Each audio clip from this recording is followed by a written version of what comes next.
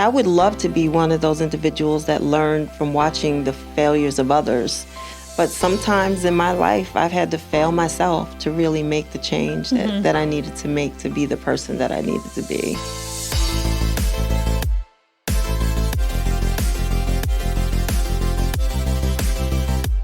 Welcome to Seriously Catherine, a podcast about taking your business seriously, but not yourself.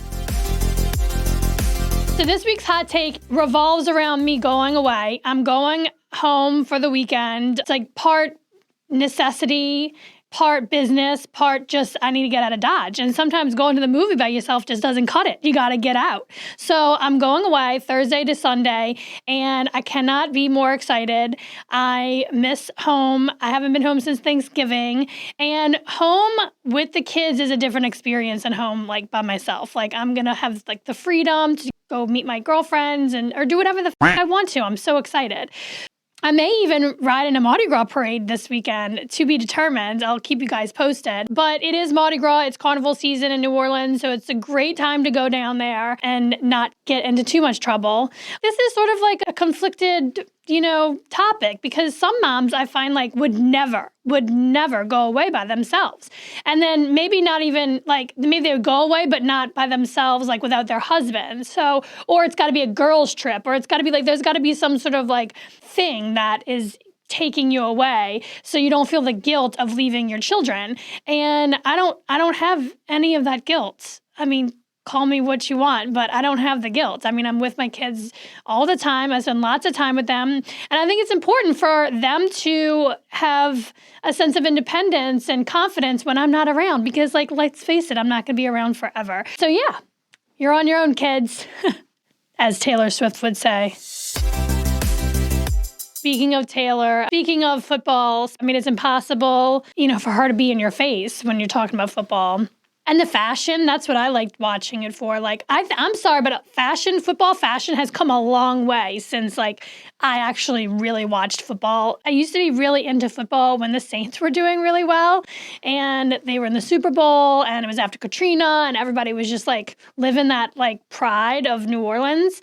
It's been re-enlightened by Taylor Swift. I wouldn't say that I'm a Chiefs fan. Like, there are some people who are like, oh, now I'm watching football, I'm watching the Chiefs, I'm all about the Chiefs because of Taylor Swift. I'm not that intense, but I am certainly like on top of what she's wearing, because she wears something different. It's so cute. And like, again, fashion has come so far. So if you are looking for a place to go and watch football in Saratoga, Saratoga Living has some suggestions. A couple of them I agree with. I think like Harvey's could be a really fun spot to watch a football game, but when I think of Harvey's, I think more of like soccer instead of American football. So that's just like my stance on that. King's Tavern is definitely a really cool place to go watch some football. I mean, you're going to be like high-fiving and hugging people on the way in and out, or maybe you're going to be getting in fights. I don't know. They're like, it's a fun crowd there. And then the other two places that I don't think are mentioned here is Trotter's and Clancy's. Like those are big places, or the, sports bar vibe where you are going to be able to like get rowdy and, yell at the TV and everything, and it's going to be totally acceptable. So that is what I have to say about that. Okay, so if you know me, you know that I love what I do, and I'm a workaholic. So if I ever have a chance to get away, I can't go too far away without my kids and without being so far away from work. The Adelphi is my go-to. What's really great about the Adelphi is that it has everything you need. It's right there on Broadway. It has a restaurant, it's got the breakfast joint, it's got it all. And the room service is amazing. So last Christmas, we did Christmas Day night at the Adelphi. We booked the Polaris suite, which is really special because it has a hot tub on the balcony. And the kids loved it. It was so much fun. We ordered room service, and it was just like the most special thing. And again, it's got a jacuzzi. I mean, who doesn't want to use a jacuzzi at the Adelphi? If you don't have the opportunity to stay at the Adelphi, you can still go and hang out in their lobby or eat at their restaurants. The best sushi in town, by far, I believe, is at the Adelphi. You should get the rainbow roll. You can thank me later. It's delicious. It's absolutely the bomb. If you are local and you need a night off or a night away, don't go too far. Go right there to the Adelphi. Book yourself a room, have dinner there, have breakfast in the morning, and you'll feel like a totally different person when you wake up. On this week's episode of Seriously Catherine, we are joined by Dr. Shai Butler. Shai is an amazing role model to me. She's an author, speaker, executive, strategist, and mother, wife, and I am just so excited for you guys to hear about her and have her tell her story.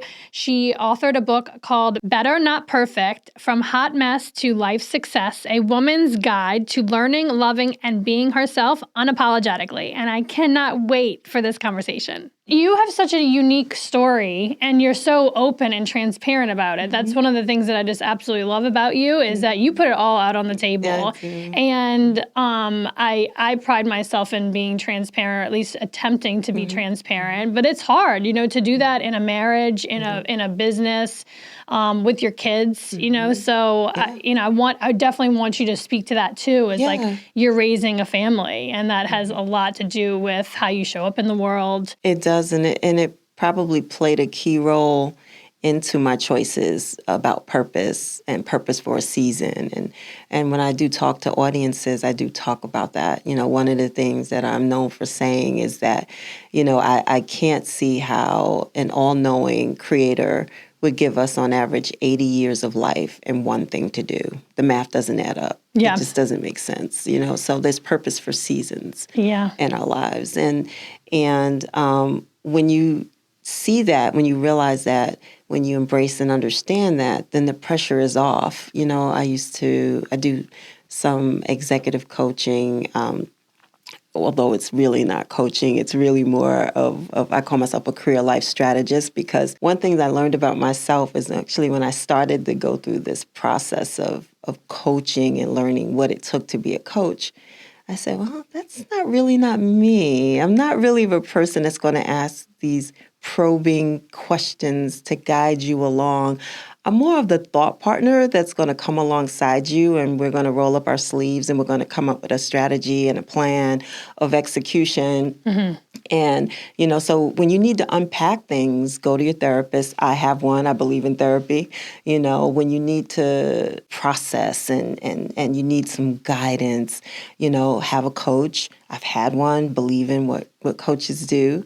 But then when you have all that information and you're sitting there like, what am I going to do? I'm unpacking me, I'm unpacking life, now what do I do with it? Yeah, now what? Yeah, so when you have the now what question, come find me. Okay, That's what I And do. so that's amazing, because I think a lot of times people get there, right? They do all this investing and investigating into their lives and, what makes them tick and what they want out of it and everything. And then the action piece is like, well, now what? Yeah. Like, I know what I want to do. And then you got people who just have no clue.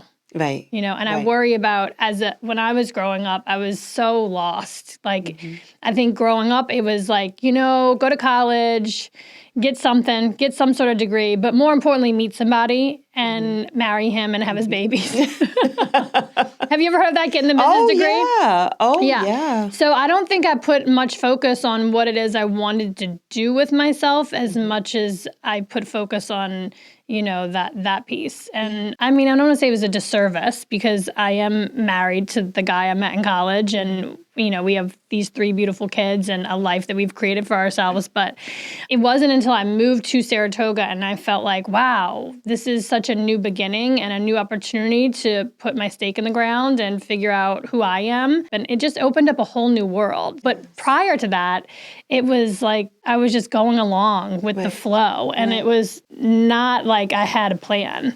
Right. And sometimes we do happen into things, I'm a woman of faith. I don't believe that there are accidents. I believe in different seasons of my life. Even though I didn't have a plan, I was still exactly where I was supposed to be. I can look back. I can think of the impacts that I made in previous seasons and prior roles and early on in my career or early in my family. And no, there wasn't this big strategy. There wasn't this plan. There wasn't this, but yet and still, when I look back, I was right where I was supposed to be. So we've talked about this a little bit on the podcast with other guests about how I'm very much so you do have to go through the challenges and you have to be challenged, you have to overcome to really get a sense of who you are, how strong you are, your resiliency to build all that character building. Right. But there are some people who are on the camp of like, no, you actually didn't have to go through all that shit, and you didn't have to go through the trauma, and you didn't have to be put in a corner or oppressed or felt to believe that you were less than to overcome. And so I would love to get your take on this because you've been through some shit. I have. No, I really have. And I tell about it. I talk about it all in the book, Better Not Perfect, From Hot Mess to Life Success. I am solidly in the camp of those experiences made me the woman I am today. And the woman I am today is purposed to be able to sit down, have authentic, transparent conversations with other women who are going through or have been through similar things and who are broken, because there was a period in my life where I was broken, to help them think about the rebuilding process. There's a chapter, I think it's chapter 2 in the book, that goes first you dig, then you build. And I talk about the foundation. Sometimes when you're destined to go really high in life, sometimes you have to dig that foundation really low because it has to uphold and sustain everything that's going to go layer by layer, floor by floor. And so if I didn't learn resiliency young as a pregnant teenager who... You were 13, right? I was 13 when I got pregnant, and 14 when I had my baby. So if I wasn't in the type of like ultra conservative church that I was in, and to have this thing happen and have to go through, because my mother said, no, you're going every Sunday. You're going to go. You're going to hold your head up high. You're going to be strong, because she had this thing like Mary Magdalene thing, like, let he that is among you that has no sin throw the first stone, And as an adult, I could see how she might see it that way. But as a teenager, having to live it and walk in it, it was traumatic. Yes. It was so traumatic, and I always felt judged. Yeah. So did you raise Catholic? Was it Catholic church? No. Believe me, there are Protestant. Yeah, it was more like an evangelical type of church. Okay. Yeah.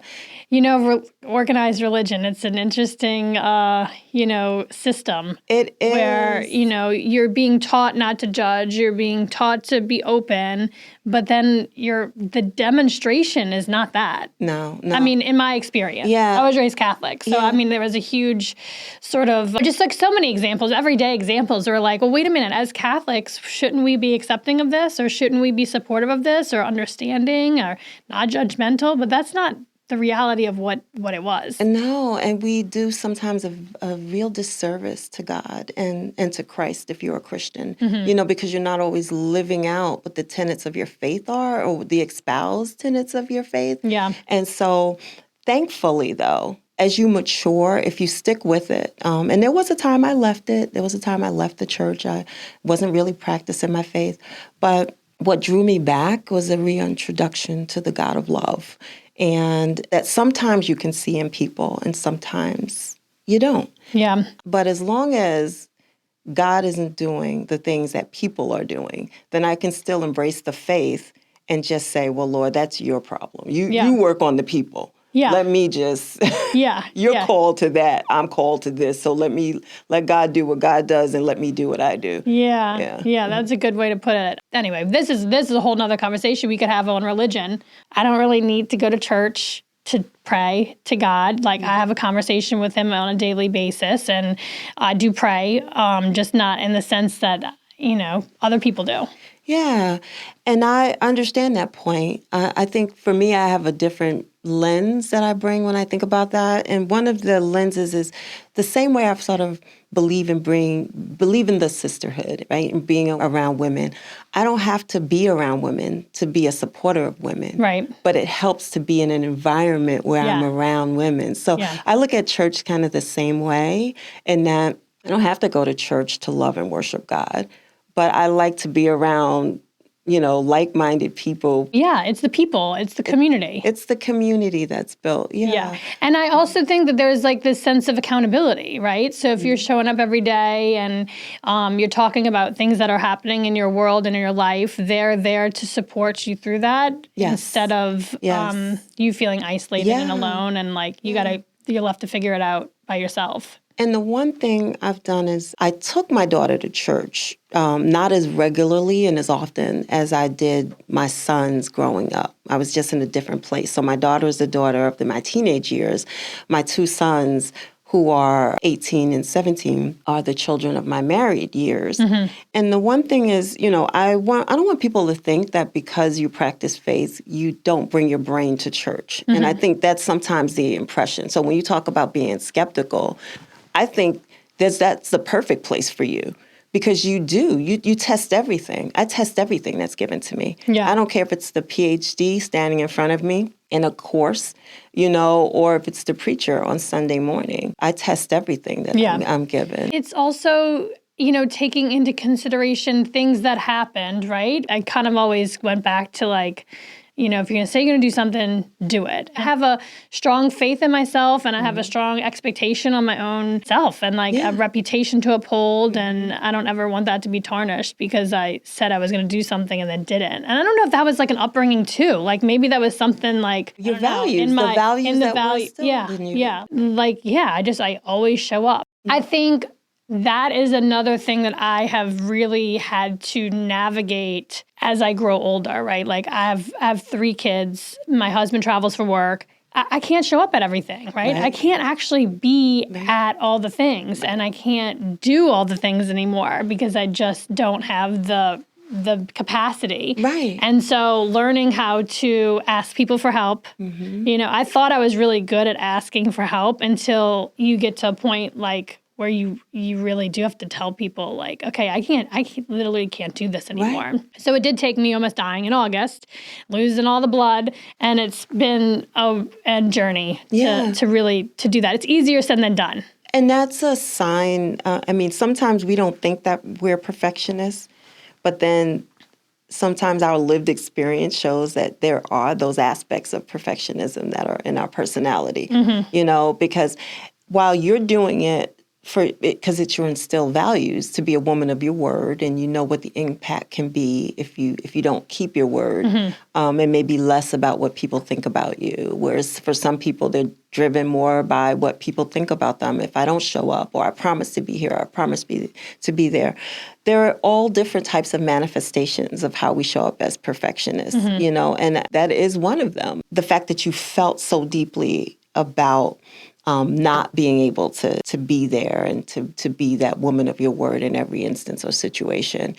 And we know that there is the intent and then there's the impact, right? Yeah. So my dad intended to be a great father when he started out on this journey. But because of challenges in his life, drugs and alcohol that I later talk about even in my life, drugs and alcohol, he wasn't aware of the impact when his intentions were not manifested. And so by that, I mean, he wanted to be there, but he couldn't be there because his addiction made him inconsistent. And inconsistency for a child is part of that trauma that you experience early on. So, in my dating years, I was not the one you really wanted to date. Because if you weren't a man of your word, you were dead. You were DOA. Yeah. And it would be around the smallest things. But it really wasn't about that person. It was about my dad. Yeah, and your own shit. It was about my own stuff, right? Yeah. My dad. I was remembering. Here we go again. Here we go. You said you were coming to my family's cookout, and now you're saying you have to work that day. But you made this promise. You told me you were going to do this. And I had to really work through some stuff to come out the other side of that. Yeah. I was having dinner with friends, and we were sort of talking about another mom and the way that she shows up, and a lot of moms feel judged. And, and I just recognized in this situation that this woman isn't actually judging, she's incapable of showing that support, and because she's got her own baggage and her own stuff happening, So this is, I think, you'll have clients forever, right? If you're working with women, mothers who are trying to overcome perfectionism and what people think and what they think of themselves, it's so loaded, but it's such important work, because when we help women in our world, we do help the world. We change the world, right? It's so interesting too. A lot of the times we don't feel like we need to work on ourselves until it gets really obvious. It's almost Right. like a brick to your head. Right, It makes you like wake up and then do the work. It's true. I mean, I would say I would love to be one of those individuals that learn from watching the failures of others. But sometimes in my life, I've had to fail myself to really make the change that I needed to make to be the person that I needed to be. And I love that Taraji said that, because sometimes I think we set up this dichotomous system, whereas if you're all about women, you have to be anti-men. And we don't have to be. It doesn't, we can come along together. I think we can't be, right? That's what they have been doing all along. And look where we are, right? So if we're going to take that power and start stepping into that and taking action and leading, we have to do better, right? And we have to bring everybody along for the ride. So, again, this is why I'm always about, like, the more diverse, the more different experiences you can bring to the table, the stronger we'll all be. Yeah. And how much more fun is it that way, right? To have a little bit of conflict and a little challenge and get through it together. And that's how you grow. Yeah. I literally have to say that to my clients, because sometimes I think the notion is, if it's going to put us in an uncomfortable situation, if it's going to create angst, if it's going to create anxiety, if it's going to make us afraid, we run from it. We don't want to do it.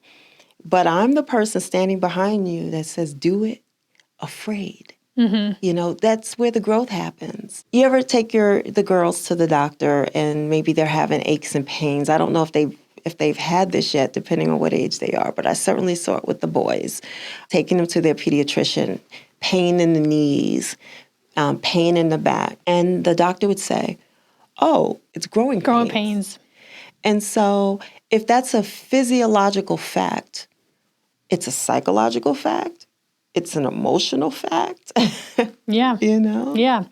No, it's interesting too. Like, I think there are some people in my life where I'm like, they haven't had any pain. And it shows. It shows. It really shows. Yeah. It really shows. And don't ever want to step outside that box. Don't ever want to try anything new. And I have a hard time not feeling bad, or sorry for them, because they just don't even know what they're missing. Life is so full. And even when I was having, like, the health scare of 2023 is what I'm calling it. Okay. It was like I was experiencing a helplessness and a powerlessness and a suffering that I hadn't felt in a while. So it was weird. I was like, what is this? Why? Well, I don't get it, and it was like, well, this is like the other flip of the coin, and when the highs are high, the lows are low, and that's life. It's a life experience, right? Yeah. If you keep living, and you will ultimately lose a parent. If you keep living, sometimes you might even, the unthinkable, lose a child. If you keep living, you have to own and acknowledge the fact that sometimes bad things happen to good people. Sometimes bad things happen without a reason. Sometimes it's just the season of life. So there will be, what's the saying? Pain is a guarantee, growth is optional. Yes.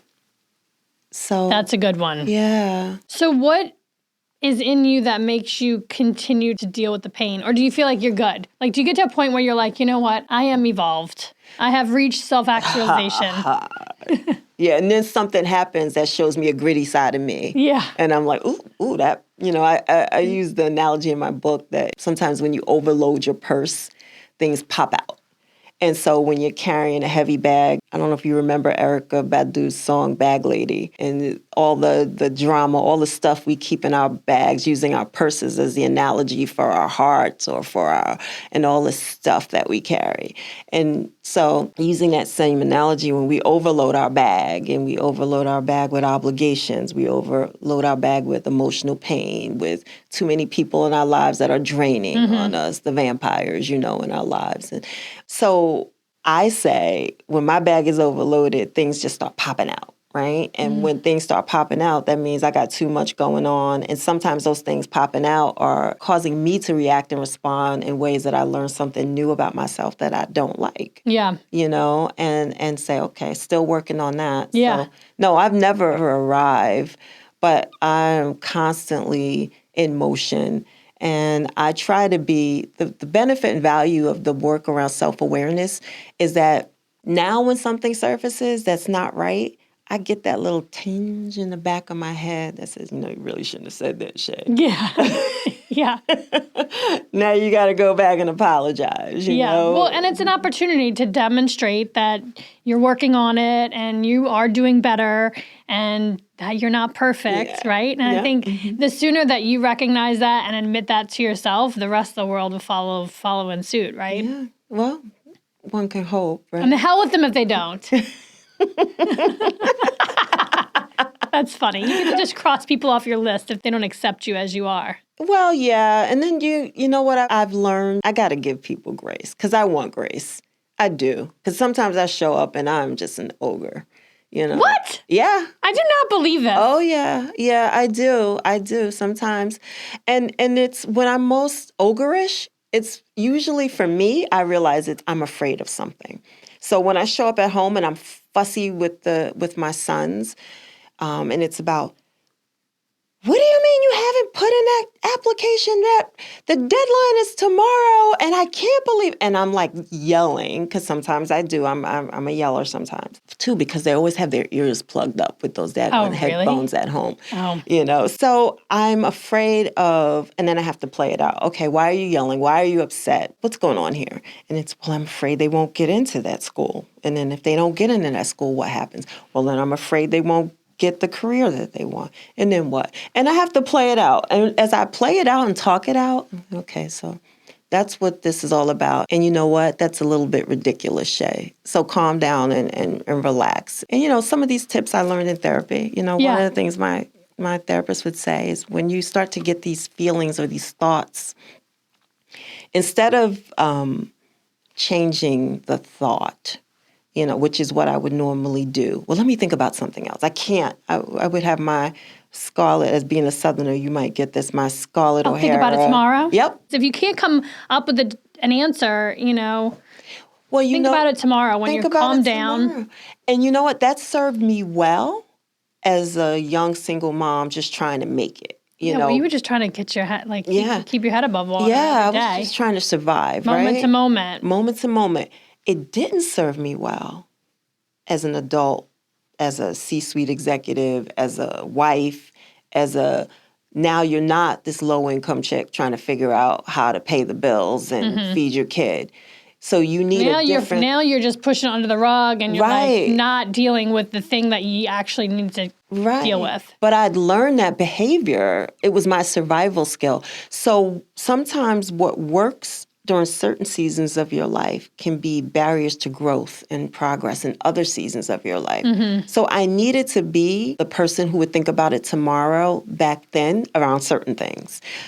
But that doesn't serve me well now. And so I needed a new way of approaching life to be healthy.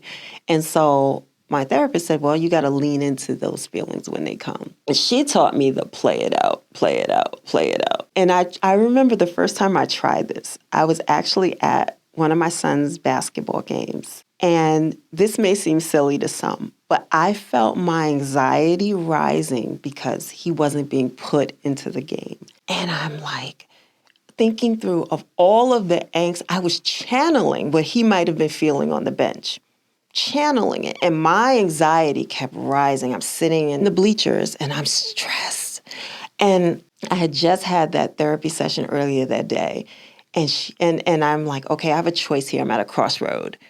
Am I going to pull out my phone and just start thinking about, go into work mode and start thinking about something else to just take myself mentally out of this gym? Yeah. Or am I going to lean into these feelings and practice what she told me to practice? So I chose to practice. And I played it out. And I'm like, okay, so if he doesn't get a lot of game time this game, what does that mean? Then, okay, that'll mean he'll come home upset. Okay, and then what? Maybe he'll go back into the gym and say, what do I need to do to get more time, coach? Maybe and then what'll happen? Maybe the coach will give him more time, and then what'll happen? And so I had to literally go through the steps, and then I'm like, oh, you know what? Things are going to be good. He'll be okay. Yeah. I'll be okay. Release it. Let it go. Yeah, that was life-changing for me. Yeah. Wow. I mean, I feel like me in that situation, I would like fly off the rails and go after the head coach and tell him put my kid in, Like, I don't know. Some parents do. It never works well. Yeah, parents behave badly at these things. But you see why, right? Out of fear, yeah. Their kid's not going to get an NFL job or college, right? Like they're not going to get scholarships, or the recruiter, or what do they call this? Scout is like in the stands. It's like their kids have to be. Or how many times have you seen or experienced like parents fighting with the referee or the umpire? Oh yeah. It's like, oh my God. Oh yeah.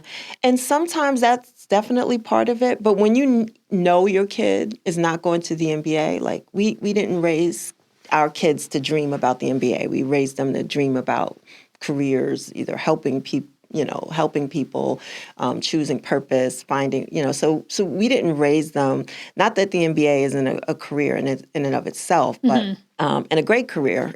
But it's just the odds are right, not in anybody's favor, right. Really. It's like lotto, right? Yeah. So beyond the fear of they won't make it into the NFL, the NBA, or into play college sports for the NCAA, you just sometimes have the fear of, what is it doing to their confidence? What is it doing, and you worry about that. Like, I am very much emotionally in tune to my children, and I have the desire for them to be emotionally healthy and secure. And I sometimes wonder what the actions of others might be doing to impede or impact that. And so when these things happen, sometimes my anxiety is more like, geez, we just got them over this bump, and here we are, and this is going to take them back 5 steps or take her back 3 steps. And sometimes it's even just more immediate than what is it going to mean for them 5-10 years out. And it's just like, oh man, they're going to come home. They're going to be stressed out tonight. Yes. Bad day at school tomorrow. Right. Yes. Oh my God. It's just like your heart is living outside your body. Yeah. And for you, times 3, right? You have 3. Yep, I have 3 as well. Yeah. It's like, how do you keep your mind right through that process? And it's like a lot to manage, right? Your marriage, your career, your business, your kids. Right. In the book, I start each chapter with lyrics from a song. To the point that you're making now, I'm thinking about the one I chose with Regina Bell, R&B singer who wrote a song called If I Could. And it was a song that I thought about raising my daughter for years. And the line goes, if I could, I would try to change or save your innocence from time, but the part of life I gave you isn't mine. She would say, I'd change the world I brought you to. Oh my God, I can't remember all the lyrics, but I can tell you that she's basically saying, this world is crazy. I would change it if I could, but I can't. So I'm just going to love you through it. And I think about that with all my children, and how the world is a crazy, sometimes messed up, sometimes beautiful, sometimes glorious place. And I want you to go out there and I want you to experience all that you can. But there's going to be some difficult times. Yeah. And if I could, I would try to save you from that harm. But I can't. And it's not going to do you any good. It's not going to do you any good. Yeah. I mean, I think about that all the time, where I'm from New Orleans, right? So moved up to Saratoga Springs, and I'm raising these 3 beautiful little girls in a very idyllic, quaint, upstate New York town. And will they ever have challenge or suffering, or see how the rest of the world actually operates? And they will only see that if I bring them, right? Yeah. And have them experience it. Yeah. But it will benefit them to see all aspects of a life, not just the easy one. I'm not to say that there's no struggle in Saratoga, but it's a different. It's a different struggle. Yeah. I get it. And I think as parents, our job is to provide opportunities for controlled experiments in that way, right? So one of the things I did when my daughter graduated high school is we went on a missions trip to South Africa, and we worked with AIDS orphans. And so I was intentional about bringing her and giving her that experience before she launched into the world. Because after the age of 6 or 7, we moved out of the projects of Brooklyn. So she grew up here. She went to Farnsworth Middle School in Guilderland. She went to Albany High by choice. We had a choice. I remember she wanted more diversity. Her experience at Farnsworth was, I just need to be around more diversity, Mom. Yeah, people who look like me. Yeah, so she chose Albany High. She went to Albany High, had a great experience, graduated from the University of Buffalo. So she, did very well. You did very well. Yeah, thank I mean, you got to give I'm credit. proud of Yeah, her. She's a clinical social worker. She's worked for one of the top research hospitals. She used to work for MSK doing clinical social work. So she's a rock star. And right now she's doing social work for one of the top family therapy organizations in New York City. She's in the city, right? Yeah, in New York City. But during that time, I'm like, you're going to have this experience where before you go off to college, to know it's not about you. This life is about making the world a better place for others. And so going to South Africa, that 2.5 week experience, it had to have led her to think about doing this social work that she has a heart for and has a skill for. She's just so good at it. Yeah. I mean, I think just the impacts, right, that you can make on people by just sharing an experience, sharing a story, and immersing them in a way of life is incredible. Right. To see that other people don't have the privilege that you grew up with. Yeah, and you can do that in your home. You can do that right here. Oh, yeah, right? absolutely. There's so many opportunities in the capital region where you can go and be of service and get perspective. Yep. And we've done that with our sons. Thanksgiving, one time they fed the poor and the hungry during Thanksgiving. We did that. Our church is in inner city Albany, and, they work the summer camp. They volunteer for the backpack giveaways. They volunteer doing the food giveaways through Catholic Charities. So service is what we believe in and is a part of what we expose our children to. So tell us more about the book. Why did you write this? It's such a great way of documenting your life story and also leaving people with actionable steps to take in their own lives. So I think what we share in common, Catherine, is we both women of action, right? So we want to encourage other women to take action. 9 years before the date of publication, I thought about needing to share my story. For me, initially. But then as I began to grow and evolve as an executive, and then I started to add coaching into my portfolio, I realized that there were so many women who were dealing with some of the same issues that I was dealing with and some of the same feelings of not being enough, sometimes being too much, the need to show up, sometimes just for the sake of pleasing people, sometimes for the sake of me feeling that I'm filling a hole within myself. So I need to be here. I need to be doing things to feel good about myself. So all of these things were popping up. And sometimes things like addiction and other things were popping up in these consulting coaching sessions. And so I said, okay, Shai, you're not alone, but no one, or rarely, I don't want to say no one, but rarely are you seeing women who are able to find the courage. And let me say, not every woman should do this because it's to put it all out there. You have to be able to live with what comes with that burden of transparency. So it's a gift, but it's also a burden. And a responsibility. And it is a responsibility. To be honest, if you're going to put it out there, be honest about the story. Mm-hmm. And then the people in your lives, like, they're coming along for that ride too, they right? Are. They got to be on board. They got to be on board. Or you got to be willing to, have that conversation. Right. Dr. Shai's here to walk us all through this thing called life. Thank you. Thank you so much for being here. Thank you for having me. I really enjoyed our time together. Love you too, girl. Moms and dads, I got a parenting hack for you, and it's called the Hoffman Car Wash. If you are a member of the Unlimited Car Wash Club, you're in for a real treat because you can go for free, essentially, if you're paying the monthly fee. I don't know if we're doing any girl math or mom math here, but you pay the fee and you can go get a car wash as many times as you want. And it's one of those things that's like a multifaceted experience. If I'm with the kids, they love to ask the car guy, like, if he can draw a little design on the window. go. They always play ball. They always do something fun. And then we go on through the car wash, and it's almost like this thing comes over my kids. Like they're not psychopaths when we leave the car wash. It's like some sense of like therapy for them. Also, form of therapy when I am by myself and I need to go to the car wash because it's the only place I can scream out loud with no judgment. So if you are not already a member of the Unlimited Car Wash Club at Hoffman, you are missing out on a treat. All right, this week's Facepalm Mom is a flashback to New Year's Day when I spent a majority of my day cleaning out my cabinets.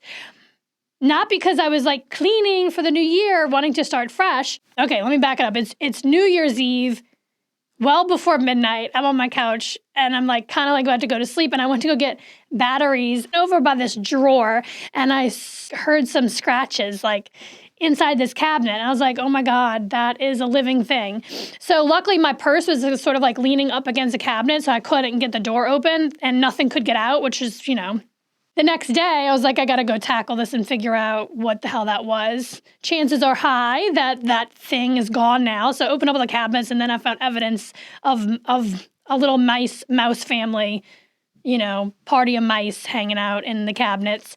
And in this particular area of my kitchen, all the cabinets are like connected. There's no like walls in between the doors, you know what I'm saying? So like it's all connected. So I literally had to clean everything out and throw it all away. The culprit of all this, can you guess who it was? You're right. It was Ruby, who had been hoarding Halloween candy in the bottom of my cabinets since Halloween, so like for months. And I mean, this family of mice, they were having a field day. Like they were having their own Thanksgiving, They were just like living the life, eating lots of Reese's Pieces. There was like foil wrappers everywhere. I mean, Ruby was even like putting like half-eaten lollipops, no wrapper, no nothing, just like in the cabinet, like a disgusting, nasty little thing. And so, yeah, the mice were just like loving it and living their lives and eating all the chocolate. I'm sure they're like very disappointed now because I've completely cleared out the entire cabinets and it was disgusting.